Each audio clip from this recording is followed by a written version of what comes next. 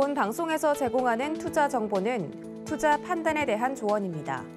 방송에서 제공하는 주식의 가치, 가격 상승 및 가격 하락에 대해서는 방송사에서 보장하지 않습니다.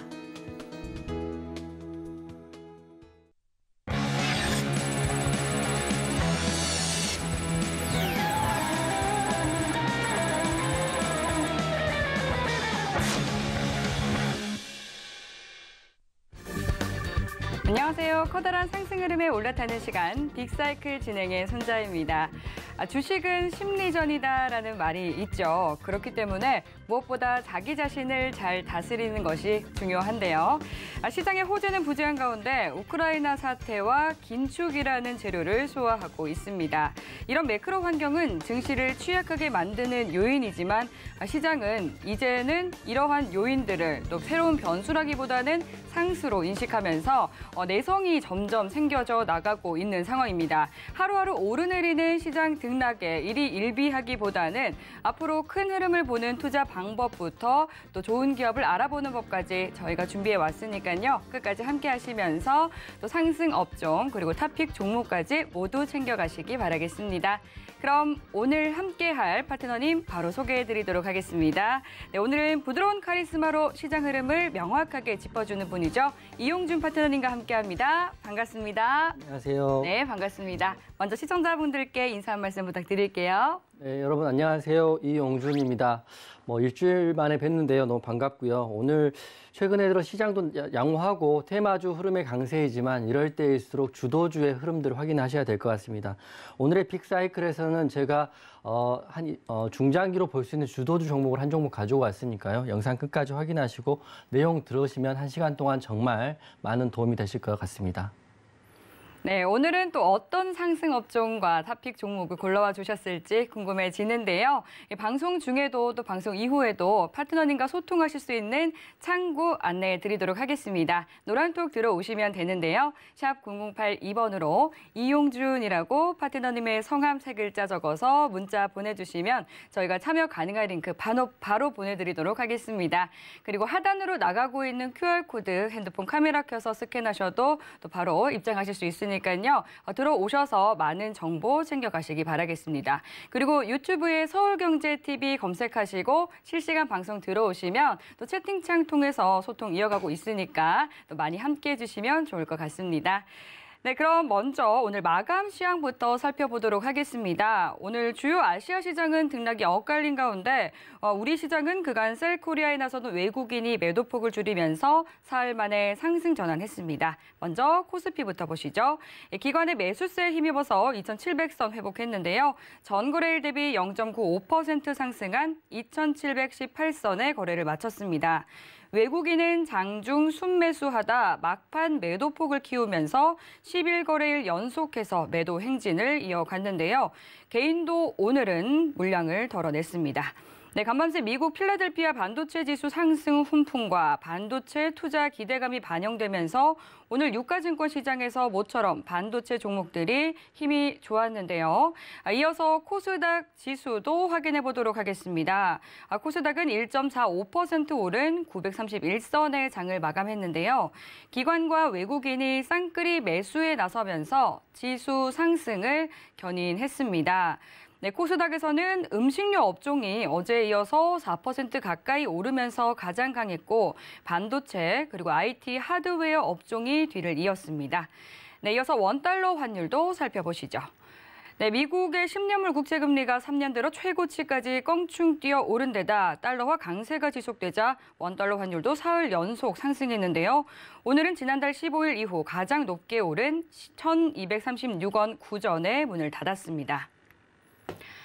네, 이렇게 마감 시황에 대해서 짚어봤는데요. 오늘 시장에 대해서 또 파트너님께서는 어떻게 보셨을지 시장 복귀 들어보도록 하겠습니다. 네, 파트너님 오늘 시장 어떻게 보셨을까요? 네, 앵커님 말씀하신 것처럼 4월 19일 시장은 다소 무난한 느낌이 있습니다. 네. 원유 선물, 원달러 환율, 미국 증시, 코스피, 코스닥 지수까지 무난했는데요. 우선 제가 볼 때 느끼는 것은 최근에 시장은 테마주 장세다 이렇게 보시면 될 것 같아요. 그래서 지금 같은 경우는 실적을 기반한 종목의 상승보다는 테마주, 쉽게 두 가지 테마를 보시면 될 것 같은데 첫 번째는 쌍용차 인수 테마이고요. 두 번째는 러시아, 우크라이나 전쟁에 대한 테마이라고 보시면 될 것 같습니다. 그래서 바로 당일 이슈 짚어드리고 설명해 드릴 텐데요. 오늘 가장 중요한 테마는 두 가지인데 첫 번째는 쌍방울, 광림 상한가 같던 테마를 볼 수 있습니다. 쌍용차 인수 테마라고 보시면 되는데요. 쌍방울이 쌍용차를 인수를 과연 할 것인가에 대한 시장의 의구심 때문에 급등했던 주가가 최근에 큰 폭의 하락이 있었는데 오늘 다시 쌍방울, 광림이 상한가를 들어갔습니다. 그 이유는 쌍방울, 쌍용차 인수 의향서를 제출했다는 내용이기 때문인데 지금 인수 의향서를 낸 회사는 3개라고 보시면 될 것 같습니다. 첫 번째는 KG그룹 보시면 될 것 같고요. 두 번째는 쌍방울 그룹, 세 번째는 파빌리온 프라이빗 에쿼티라고 볼 수 있습니다. 지금 3파전이 들었는데 실제 의향서를 냈다고 해서 거기에 쌍용차 인수가 바로 이어지는 건 아니지만 그래도 이 냈다는 자체 하나만으로도 그동안 주가 부양한 것 아니냐 이런 의혹이 있었던 쌍방울이 오늘 쌍방울과 광림 상한가를 갔다고 보시면 될 것 같은데 제가 오늘 초반에 말씀드렸다시피 최근의 장은 이런 테마주 장세가 굉장히 심합니다. 쌍방울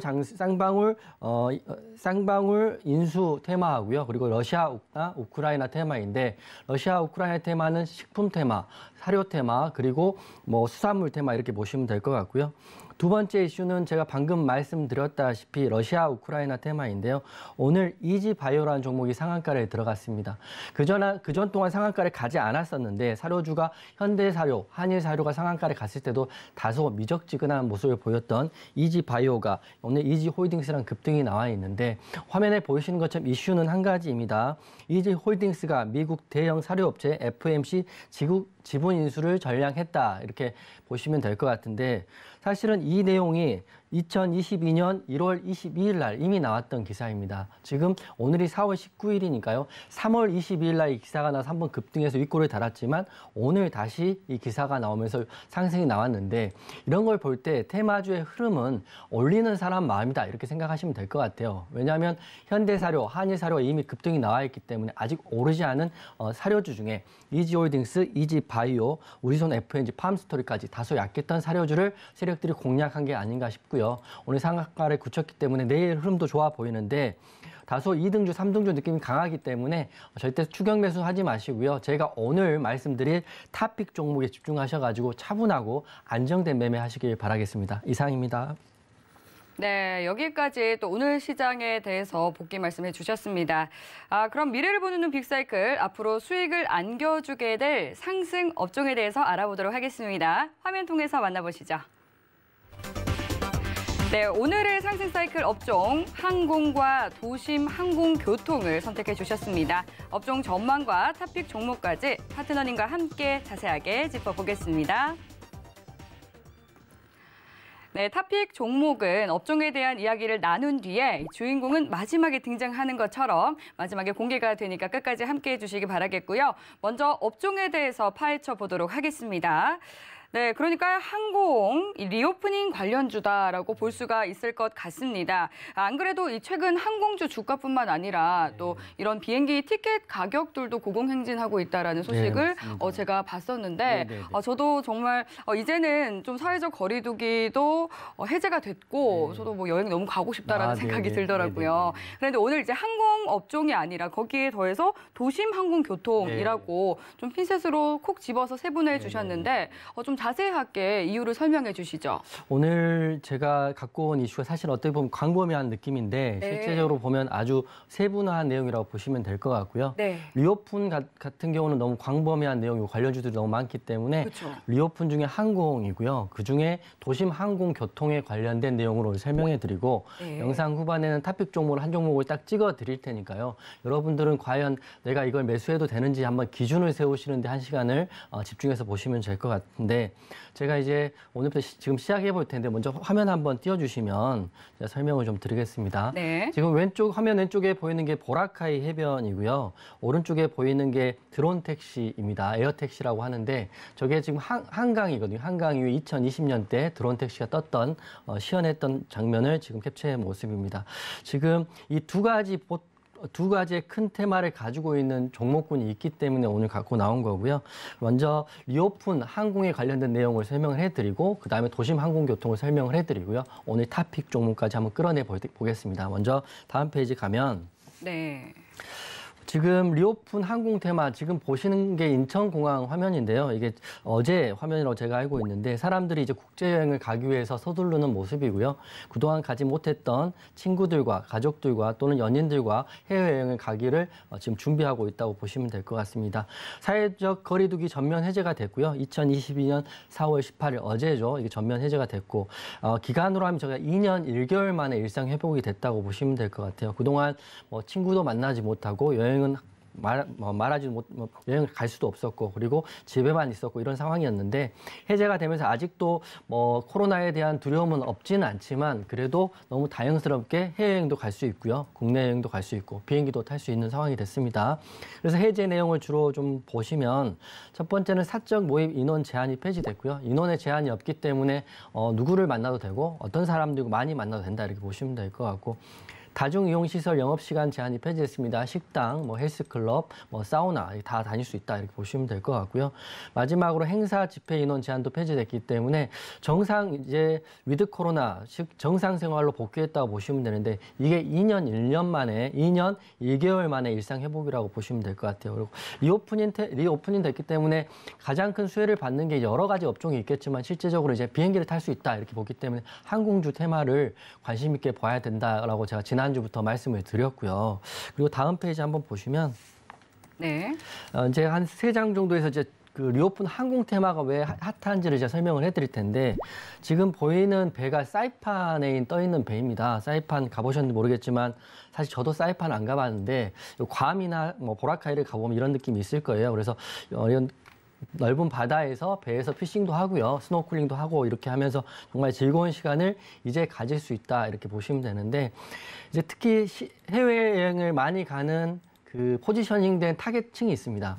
첫 번째 보시면 신혼여행을 해외여행으로 많이 가기 때문에 코로나 때는 결혼식장에서 결혼을 못 했었고요. 결혼을 하더라도 혼인신고를 하더라도 해외여행을 못 갔기 때문에 그때 한 2년 동안 눌려 있었던 신혼부부들, 결혼하고 여행 가지 못했던 신혼부부들이 이제 국제선을 타고 해외여행을 갈 때가 됐다 보시면 될 것 같습니다. 그렇게 되면 해외선을 운영하고 있는 대형 항공사 그리고 중소형 항공사 포함해서 수혜를 분명히 받을 수밖에 없다 보시면 될 것 같은데 화면에 보시는 것처럼 3월 국제선 여객 수송 실적이 이미 1분기 대비해서 123%나 증가했다 이렇게 보시면 될 것 같고 앞으로 더욱더 증가된다 이렇게 보시면 되는데 근데 이제 악재도 없는 건 아닙니다. 유가가 러시아나 우크라이나 전쟁 때문에 유가가 계속 상승했고 $103 정도 되는데요.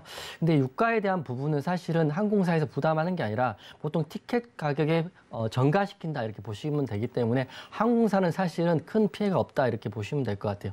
항공 가격 인상으로 상세하면 된다 이렇게 보시면 될 것 같으니까 리오픈 관련해서는 항공주가 굉장히 메리트가 있지 않나 이렇게 보시면 되고요.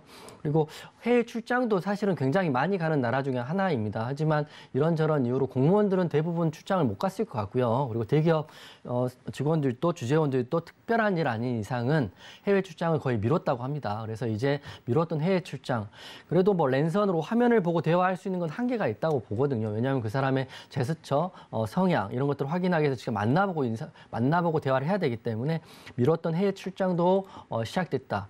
항공료가 비싸가 안 비싸가 지금 문제가 되지 않는 상황이다 이렇게 보시면 될 것 같고 그리고 이제 7월이 다가옵니다. 지금이 4월이고요. 지금부터 4, 5, 6월부터 해서 봄 여행, 특히 여름 성수기에는 해외여행을 정말 많이 가죠.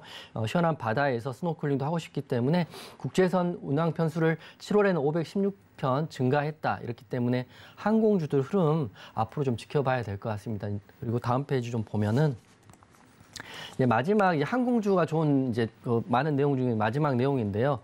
우리가 실제로 요새 소비를 하는 큰 손들은 기성세대, 30, 40대 기성세대가 아니라 40, 50대가 아니라 MZ세대라고 합니다. MZ세대들은 우리가 아주 어린 나이라고 생각하지만 실제로 M세대는 밀레니엄 세대라고 보시면 될 것 같습니다. 나이로 하면 26세부터 41세고요. 그리고 Z세대가 실제로 어린 세대인데 10살부터 27살, 이제 뭐 대학생, 고등학생 포함해서 이런 세대들인데 이 세대들이 요새 가장 즐기는 스포츠 중에 하나가 골프라고 합니다. 골프를 배우고 싶고 이쁜 골프웨어를 입고 아름다운 필드에 나가서 골프 치는 모습 사진 찍고 이런 걸 굉장히 좋아하고 플렉스한다고 하는데요.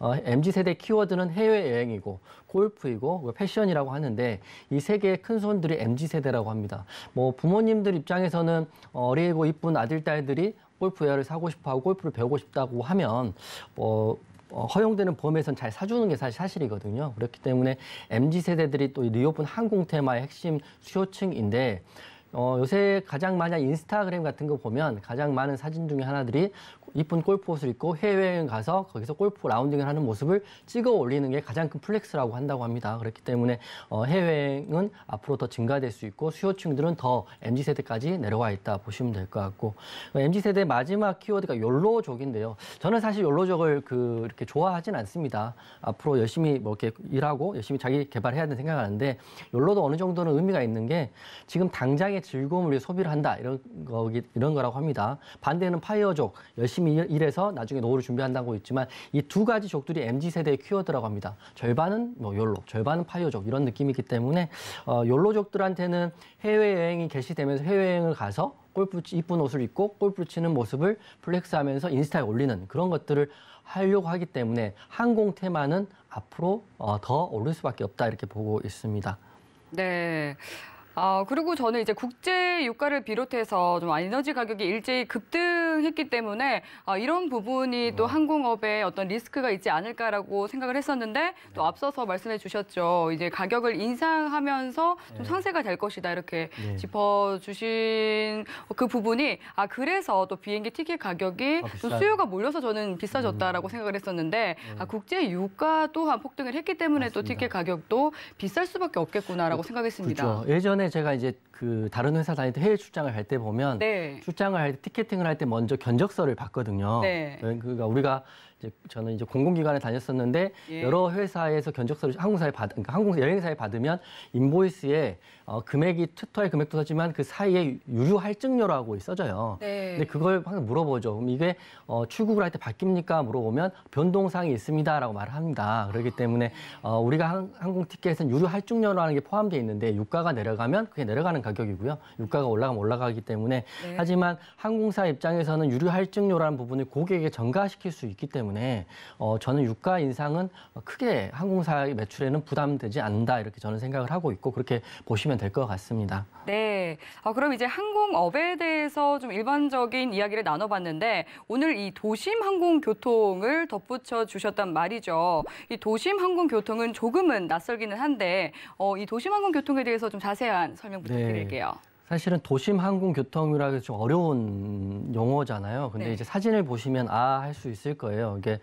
이게 보시는 게 에어택시, 드론 택시거든요. 한창 말이 좀 많이 나왔었죠? 2년 전 사진입니다. 2020년 이게 11월 달인가요? 한강에서 뛰었던 드론 택시인데 이거 드론 택시를 UAM이라고 보시면 어느 정도 맞을 것 같습니다. UAM이라는 거는 도심 항공 교통 체계라고 한국말로 하면 굉장히 어렵지만 영어로 하면 Urban Air Mobility라고 해가지고 도심 항공 운송수단 이렇게 보시면 될 것 같습니다. urban이 도시니까요. 도심 속에서 항공을 그러니까 하늘을 통해서 운반할 수 있는 교통수단이자 교통체계를 UAM이라고 보시면 될 것 같으니까 쉽게 생각하면 에어택시, 드론 택시를 보시면 될 것 같은데 사실은 우리가 이게 2020년도에 한참 핫 이슈가 됐다가 한강을 나라는 걸 보다가 또 잠잠해졌거든요. 그러니까요. 요즘 또 쏙 들어갔어요. 전혀 이야기 없죠. 그렇지만 이런 테마는 지금 계속적으로 대기업에서 진행을 하고 있는 부분이기 때문에 언론화 이슈화만 되지 않았지만 기술력이라든지 상용화 수준은 이미 많이 올라와 있다 이렇게 보시면 될 것 같아서 우리가 이미 하늘나는 드론 택시를 보면서 매수를 하면 이미 많이 늦는다는 걸 알고 계시죠.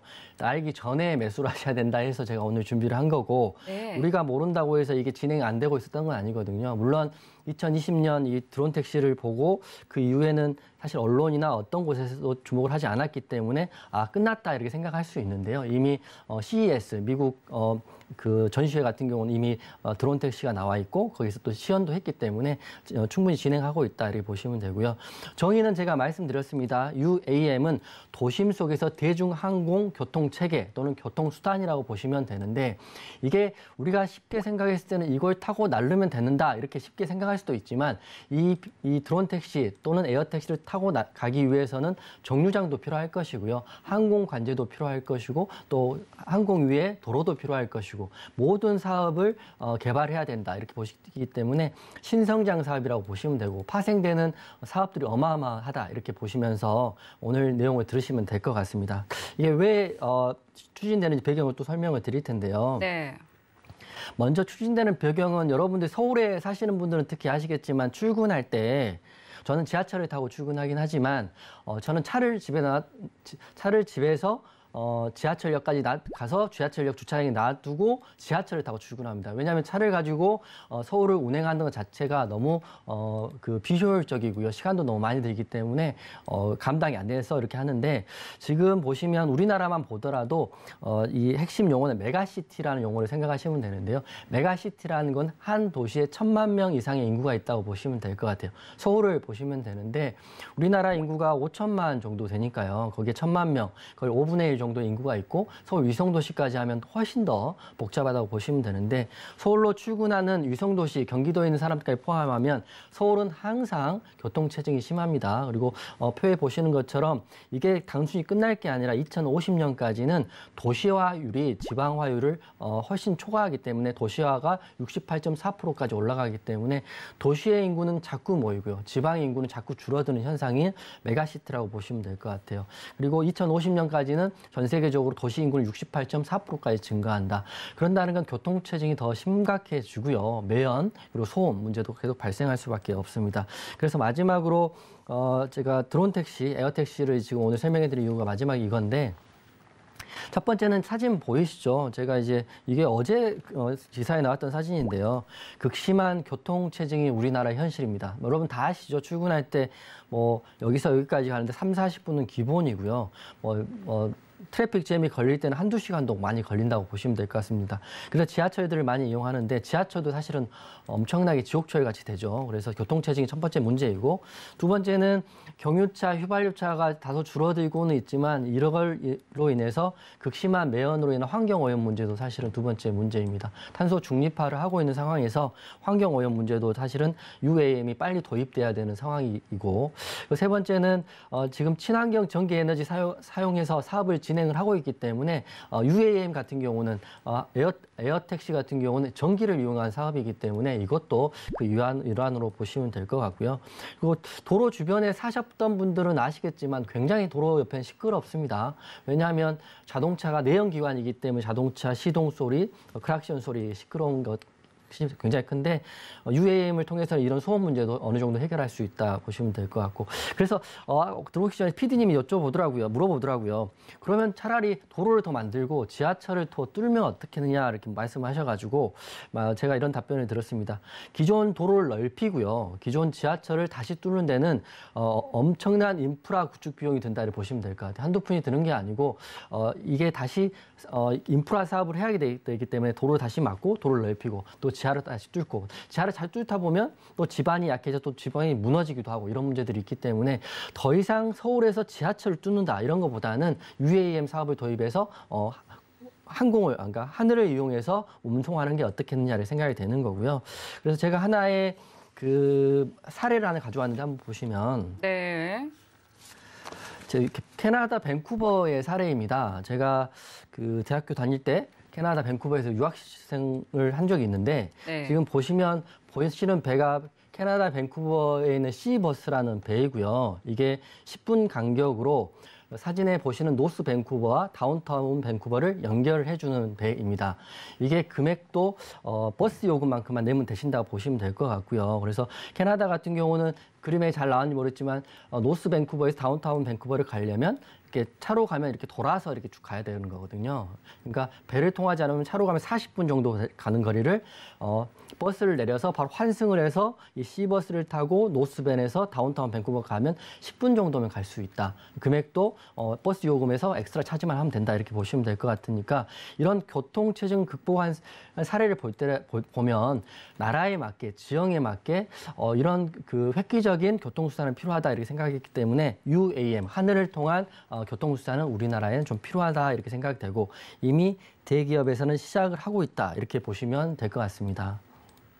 네, 지금 교통체증 극복 사례로 이 캐나다 사례를 말씀해 주셨는데 또 뉴욕에서도 제가 뉴욕에 잠깐 있었을 때 이 맨하튼과 또 스테이튼 아일랜드를 잇고 있는 그 페리가 있습니다. 지금 보면은 이제 한국에서는 이런 수단이 많이는 없지만 뭐 캐나다라든지 미국에서는 이미 좀 상용화 되어 있다라는 것을 볼 수 있을 것 같고요.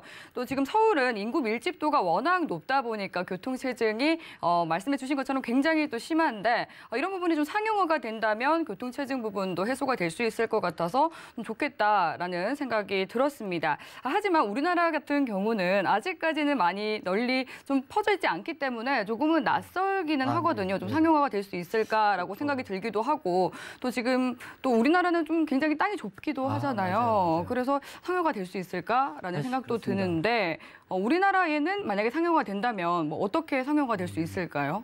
사실은 이게 그 우리나라만 하는 사업이고 그리고 우리나라만 진행을 한다면 네. 과연 될까? 저도 사실 그런 생각, 의구심이 상당히 있었거든요. 네. 그래서 제가 관련 자료를 좀 찾아와 보니까요. 예. 세계 그 도심항공교통 UAM의 지금 추진 사례를 보니까 이 그래프가 모건 스탠리 투자은행 모건 스탠리에서 발표한 자료인데 2020년부터 2040년 앞으로 20년 동안 도심항공교통, 도심항공 운송수단에 대한 그 성장 속도는 굉장히 가파르게 시작된다고 보시면 될 것 같아요. 그래서 2040년에는 이 도심항공교통 사업 시장만 해서 1조 4,040억 달러, 우리나라 돈으로 하면 한화 1,750조라는 엄청난 시장성을 갖고 있는 사업이라고 보시면 되는데 제가 이 택시만 운송해서 이런 성장성이 될까 이런 생각을 해봤는데 뒤에도 말씀드리겠지만 이 택시에 관련돼서 운송 체계도 개편을 해야 되고요. 정류장도 만들어야 되고 이 에어택시 타려면 또 보험도 들어야 되고요. 또 에어택시가 가는 곳에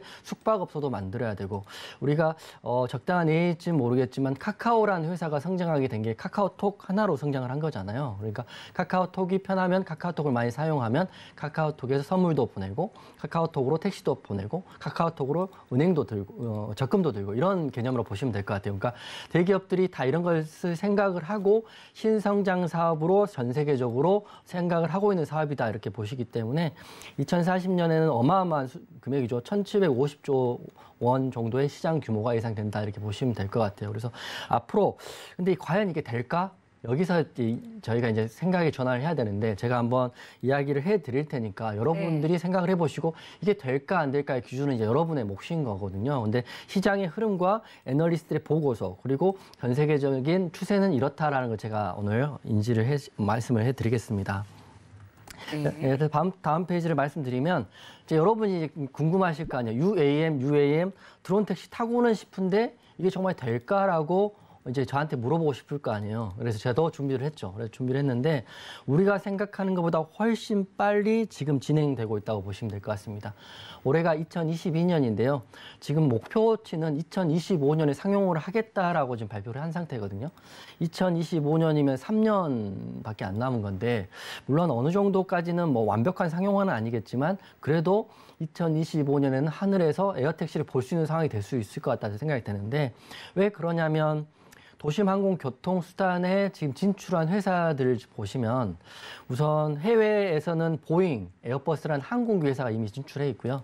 또 완성차를 만드는 토요타, 폭스바겐, GM들도 지금 진출해 있는 상태입니다.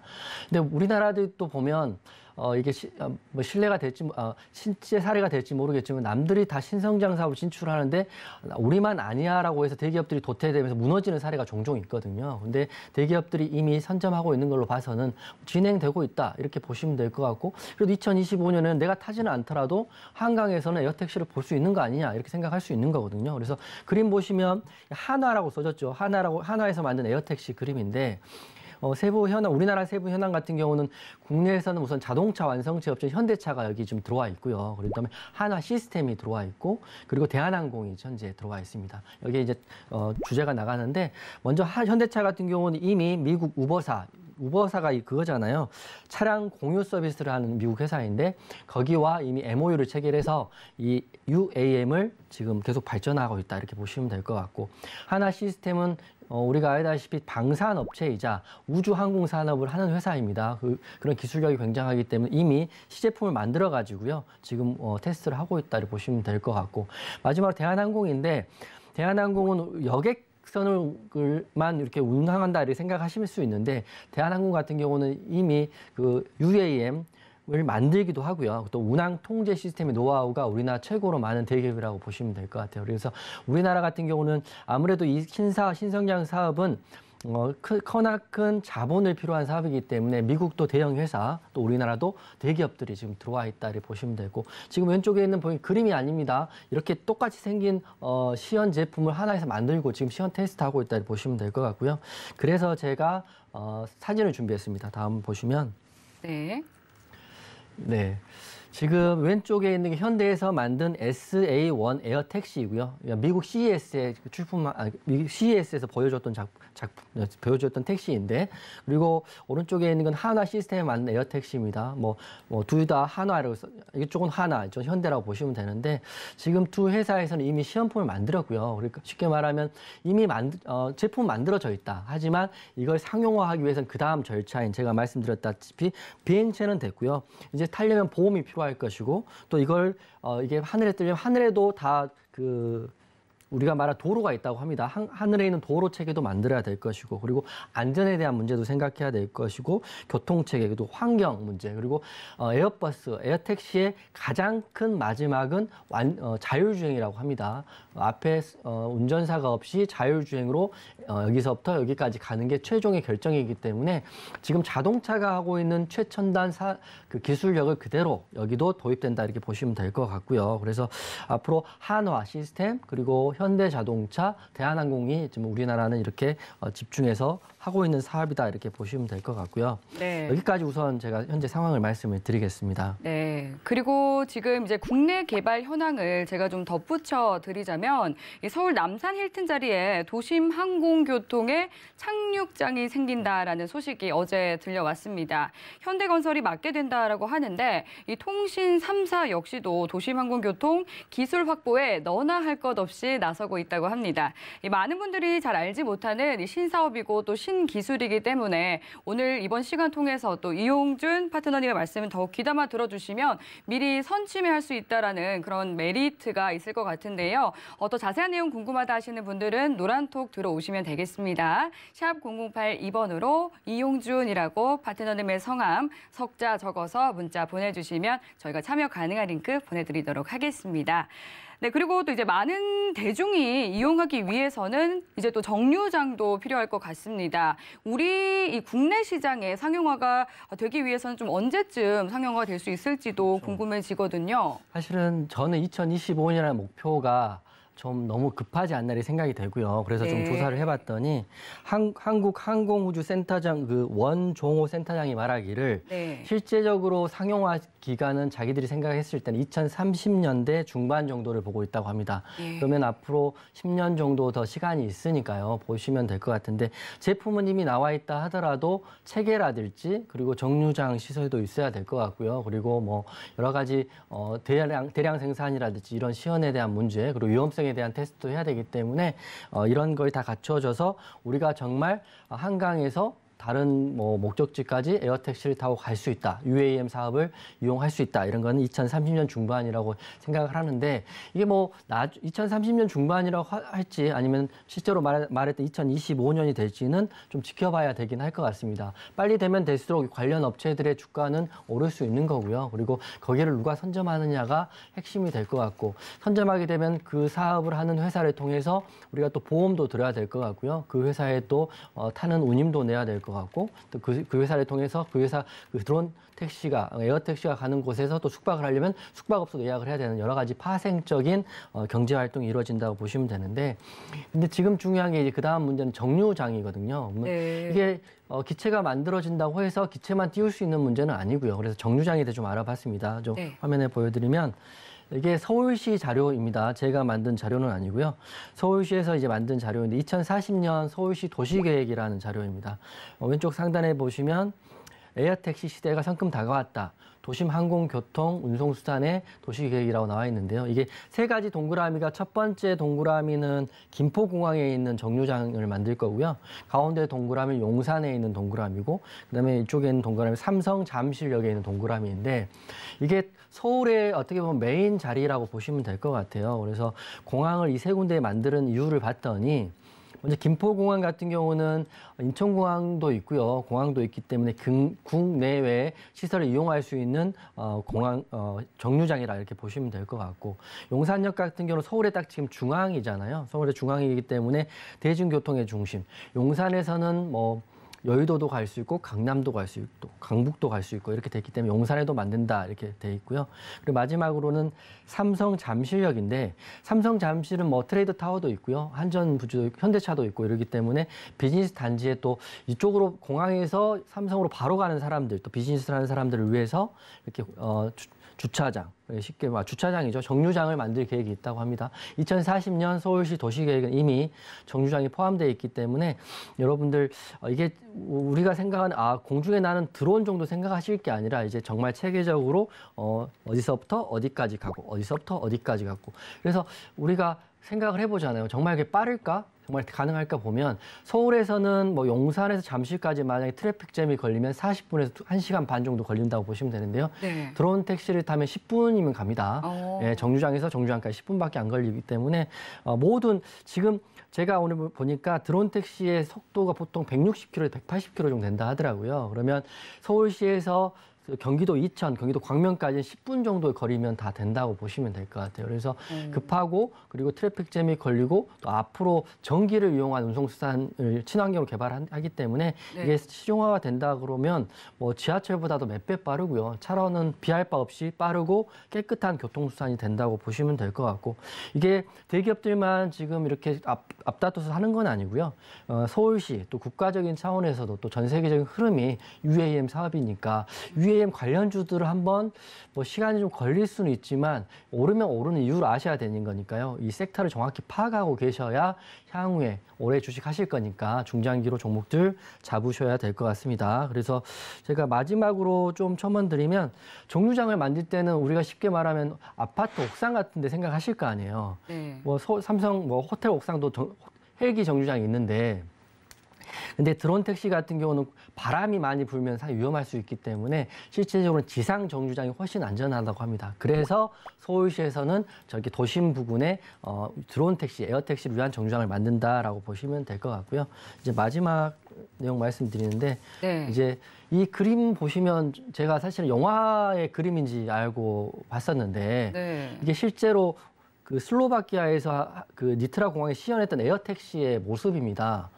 왼쪽은 스포츠카의 모습이고요. 오른쪽은 바퀴 달린 비행기의 모습이거든요. 그래서 이걸 시연했던 내용을 직접 봤더니 이게 작년 6월 28일에 시연한 건데 지금 제가 말하는 드론 택시와는 조금 다릅니다. 이거 같은 경우는 활주로가 있는 택시인데 드론 택시는 수직 이착륙을 하는 택시가 맞고요. 근데 이 택시 같은 경우는 보니까 시속 160km로 날릴 수 있고 그리고 2,500m 고도를 비행할 수 있고 그리고 최대 주행은 1,000km 정도 주행을 한다고 합니다. 한번 충전하면. 그리고 이 자동차에서 비행기로 변신하는 시간, 비행기에서 자동차로 변신하는 시간이 2분 15초면 변신이 가능하기 때문에 이미 기체에 대한 테스트는 어느 정도 해외나 국내에서 맞춰졌다 이렇게 보시면 될 것 같습니다. 그래서 오늘의 탑픽주로 이제 공개를 하겠습니다. 네. 네. 예전에 이제 영화에서 보던 그런 미래 세상이 머지않아 펼쳐질 것 같다라는 생각이 듭니다. 점점 더 이렇게 시간이라든지 장소에 구애받지 않는 그런 세상이 오고 있는 것 같은데 미래 먹거리 산업에는 틀림이 없어 보입니다. 그럼 여기까지 상승 업종에 대해서 살펴봤다면 또 한 업종에도 수많은 기업들이 있기 때문에 그중에서 또 탑픽 종목으로는 어떤 기업을 골라오셨을지 탑픽 종목 바로 만나보도록 하겠습니다. 공개해 주시죠. 네네. 제가 사실 힌트는 드렸어요. 우리나라 대기업 3군데가 지금 포함이 돼 있기 때문에 네. 그중에 제가 보는 가장 좋은 회사를 하나 가지고 왔습니다. 바로 탑픽 어느 종목 곳일까요? 공개하겠습니다. 오늘 저는 탑픽 종목 대한항공 가지고 왔거든요. 그래서 네. 대한항공이 UAM 사업의 수혜도 받을 수 있지만 지금 리오픈 관련해 가지고 국제선 수혜도 받을 수 있기 때문에 네. UAM까지 보기는 좀 오래 걸리겠다 생각하시는 분들은 국제선 매출에 대한 수혜를 받을 수 있다는 차원에서 제가 오늘 가지고 나왔는데 빅사이클은 제가 항상 말씀드리지만 작은 테마성 종목을 말씀드릴 수는 없고요. 제가 말씀드린 소위 대기업군 중에 가장 크게 갈 수 있는 사이클을 타고 있는 종목들입니다. 저번에는 조선주도 말씀드렸고 건설주, 오늘은 이제 UAM 항공주인 대한항공을 가지고 왔는데 이미 대한항공을 포트에 담아 계신 분도 계실 것 같아요. 왜냐하면 차트로 봤더니 오늘 21선을 지지받고 이제 우상향 패턴을 보이고 있더라고요. 그래서 이게 찐반등의 시작인지 좀 지켜봐야겠지만 저는 대한항공 굉장히 좋게 보기 때문에 오늘 이제 마지막으로 말씀드릴 텐데 네. 오늘의 모든 배경과 그동안 UAM 내용들은 다 대한항공을 말하기 위해서 제가 오늘 30분 동안 말씀드렸다 보시면 될 것 같고요. 그리고 HTS에 나온 그대로의 내용을 보시면 되는데 네. 저도 좀 놀랐던 게 HTS상의 기업 개요에 이미 대한항공은 수직 이착륙 무인기를 개발하고 도심 항공 모빌리티를 개발하는 사업을 하고 있다라고 명기가 돼 있더라고요. 특히 UAM 사업이라고 명기가 돼 있기 때문에 한번 보시면 제가 좀 이따 한번 HTS 한번 보여드릴 테니까 UAM 개발 사업이라고 명기가 돼 있습니다. 그래서 그만큼 대한항공은 UAM의 진심으로 지금 접근하고 있다고 보시면 될 것 같고 그리고 2021년 9월 말 총 156대의 항공기 우리나라에서 가장 큰 항공사이고 그 아시아나 항공하고 또 합병 이슈도 있기 때문에 더 큰 항공사가 될 수 있다 이렇게 보시면 될 것 같고요. 그래서 대한항공을 보시면 되는데 대한항공이 좋은 이유를 또 하나 말씀드릴 텐데 네. 지금 이 화면 보시면 모르겠지만 대한항공이 코로나19 때 전 세계 유일하게 항공사 중에 흑자 전환을 한 회사입니다. 흑자를 낸 전 세계에서. 항공사 중 전 세계에서. 제가 조사하기엔 전 세계에서 유일하게 단기 순이익 흑자를 냈던 회사가 대한항공이라고 합니다. 네. 지금 보시면 왼편에 있는 기사님들이 그 객실에 있는 의자를 다 떼가지고요. 네. 화물 칸을 지금 만든 거거든요. 그래서 사람들은 못 움직이지만 대한항공은 기본적으로 노선이 많으니까 107개 도시를 취항을 하고 있으니까요. 네. 비싼 그 당시에 또 코로나 때문에 항공 운임이 굉장히 고가로 받았다고 합니다. 그래서 비싼 항공 운임을 받고 항공 화물 운임을 받고 화물을 실어서 저런 각고의 노력을 한 끝에 매출과 단기 순이익이 흑자가 나왔다. 한국 사람들 일 참 잘하는 것 같아요. 네. 네. 그래서 그래서 제가 인터뷰한 내용을 봤더니 저 기사님이 우리가 생각할 때 의자를 떼서 실으면 된다고 생각을 하지만 비행기 타보셔서 알겠지만 비행기에는 그 의자 밑에는 굉장히 많은 전산 시스템이 들어가 있습니다. 영화도 봐야 되고 노래도 들어야 되고 굉장히 조심해야 된다고 그렇죠. 하더라고요. 콜도 해야 되고 그렇기 때문에 그 많은 전선들을 다 배선들을 정리해서 이분들이 다 떼가지고요. 그 공간에 이 카고를 다 실어가지고요. 그 당시에는 화물 운임에 대한 그 운임비가 굉장히 높았다고 합니다. 왜냐하면 사람들이 움직일 수 없기 때문에 화물만 움직였었기 때문에 그리고 항공으로만 갈 수 있는 신선 제품들은 다 항공으로만 가야 되거든요. 그래서 대한항공이 이런 각고의 노력 끝에 2021 영업이익뿐만 아니라 단기 순이익도 큰 흑자를 내게 됩니다. 그래서 제가 다음 페이지에 그 흑자 상황을 보여드릴 텐데요. 네. 이 보시면 2021년이 중요합니다.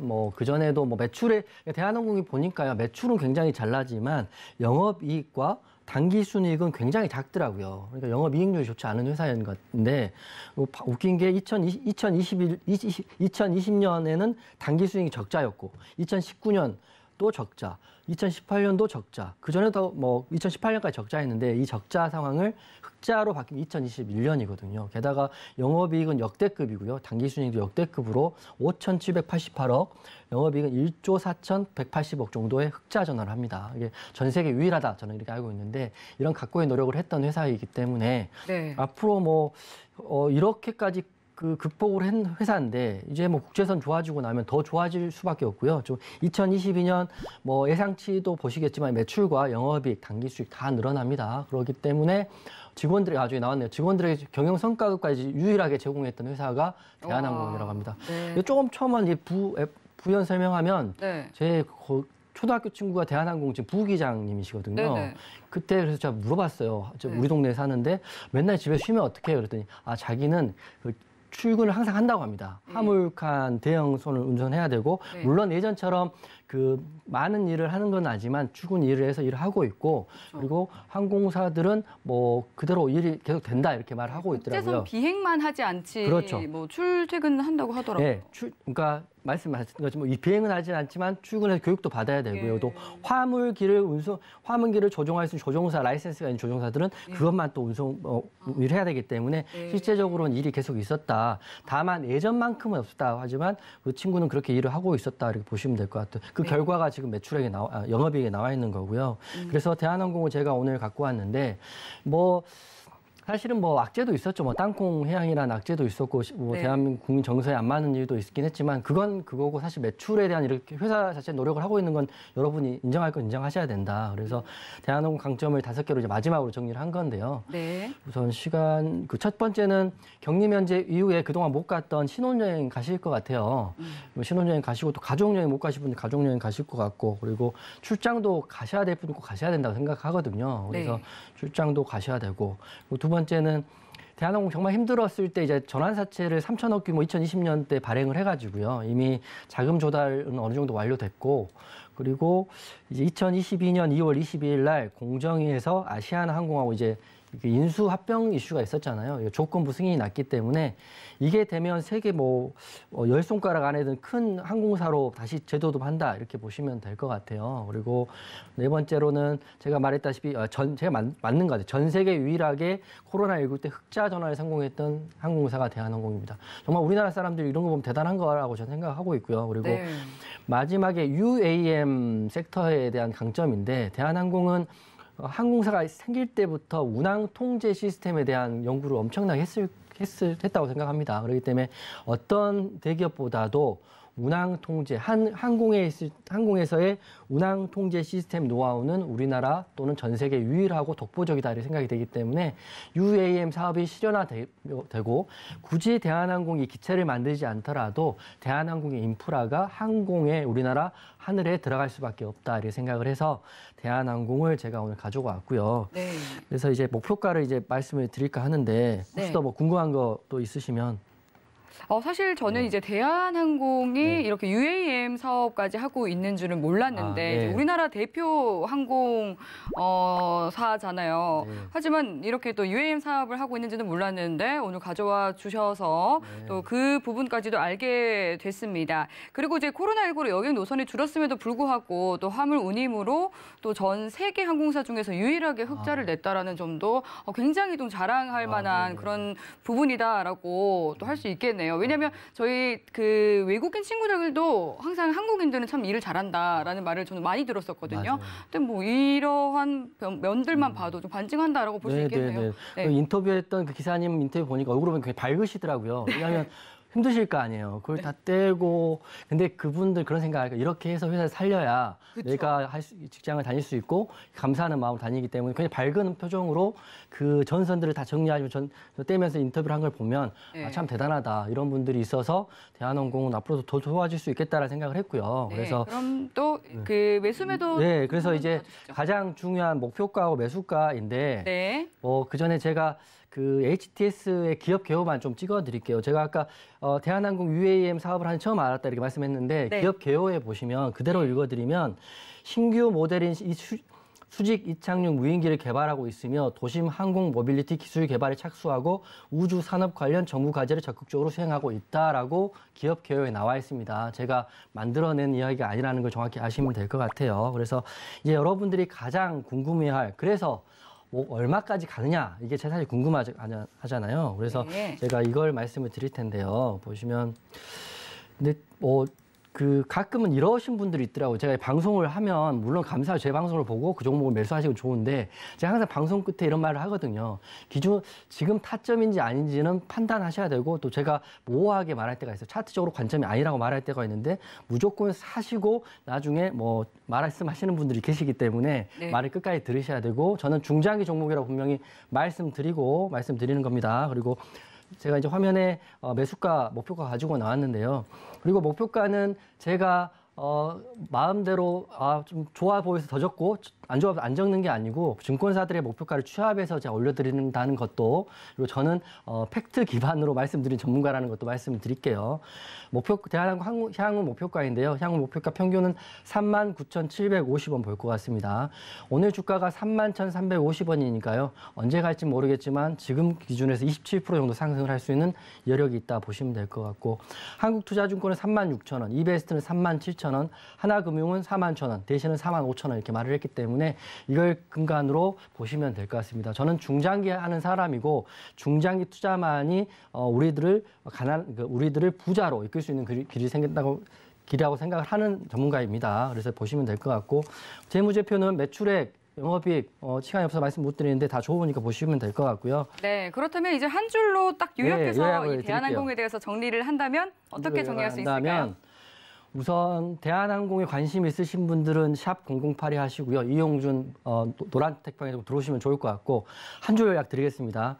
미끼는 이미 던져졌고 미끼를 확 물지 말지는 본인이 판단하자라고 오늘 말씀드리겠습니다. 네, 그 미끼를 확 물고 싶으신 분들은 노란톡 들어오시면 되겠습니다. 샵 0082번으로 이용준이라고 3글자 적어서 문자 보내주시면 방송 이후에도 실시간 대응 전략까지 함께 챙겨가실 수 있으니까요. 꼭 들어와서 함께 보시기 바라겠습니다. 참고로 본 방송에서 제공하는 정보는 투자 판단에 대한 조언일 뿐 해당 상품의 가치나 수익률을 보장하지 않습니다. 서울경제TV는 자본시장 통합법을 준수합니다. 1:1 투자상담과 유사수신행위 등 모든 불법 사항을 엄중히 금지합니다. 미래를 보는 눈 빅사이클, 오늘 저희가 준비한 내용은 여기까지입니다. 시청해주신 여러분 고맙습니다.